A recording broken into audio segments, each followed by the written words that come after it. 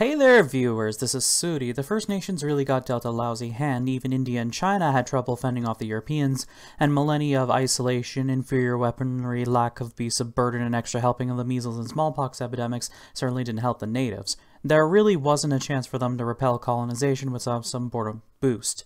Enter this mod, Big North American Natives by Lunar Magister. It pretty much does what you expect. It gives all the native tags land corresponding to the cultures found in the uncolonized provinces. Sadly, the natives of Central and South America do not receive this treatment. Would be cool if they did, but the changes made here suit my purposes just fine. Now, with this much land at their disposal, do the First Nations have what it takes to repel the Pell invaders? You're about to find out, dear viewers, so watch and enjoy.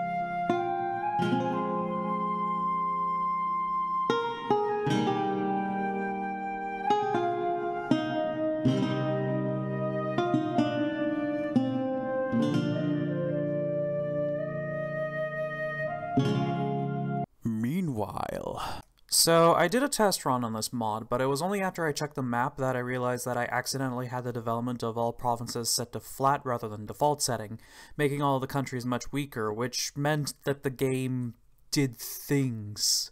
Bizarre and horrible things. Most of you who have never played Europa Universalis 4 have no idea what you're looking at right now, and honestly, I'm kind of with you on that. Let me give you a rundown of how the very first recorded footage of the game using this mod that I recorded, right? So, Lithuania. This is a picture of the map in the default start date, right? Okay? Lithuania almost immediately broke up into Kiev and Galicia Volhynia. Poland was swallowed up by Bohemia, and then Silesia, and then Poland rose from the grave and ate Silesia back again, okay? Moscovia got spit-roasted by pretty much everyone around them, and then it went, sadly yes, but I lived, memed its way back into the spotlight. The Ottomans got their shit pushed in by the Venetians, who then released Greece, I think, which went all Megali on their asses. Then the Mamelukes invaded what was left of the Ottomans in eastern Turkey, but then the Ottomans revolted and pushed back, but sometime before then, before Greece ate most of the Ottomans invaded Hungary, and then revolters broke up the Ottoman territory into, like, Transylvania and Moldavia. Transylvania ate Hungary. France got split in half by Brittany and Great Britain, and then Great Britain, they got taken over by Ireland. Sweden, Norway, and Denmark have been completely replaced with Finland and Hamburg. Austria has 2 provinces and is still the Holy Roman Emperor. Literally the only thing that was consistent about this game was Japan. Japan was the life buoy in the sea of abject insanity that was this game. Right, so it looks like the extra land was exactly what the natives needed. The availability of much of South and Central America for colonization gave the Europeans a huge advantage, nonetheless, and if the game had gone on for another century, Portugal might have eaten most of the continent.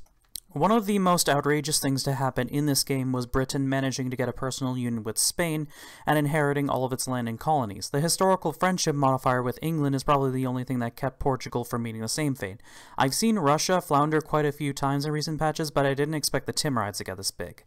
I kind of predicted that the nations at the edges of North America would eat up the ones in the middle, because nations at the edges tend to have more land and ergo more development, and it's a lot easier to defend against attacks from 2 or 3 fronts than it is to defend from 4. Haida has changed by like 1 province, and Micmac has gotten a decent amount of strong.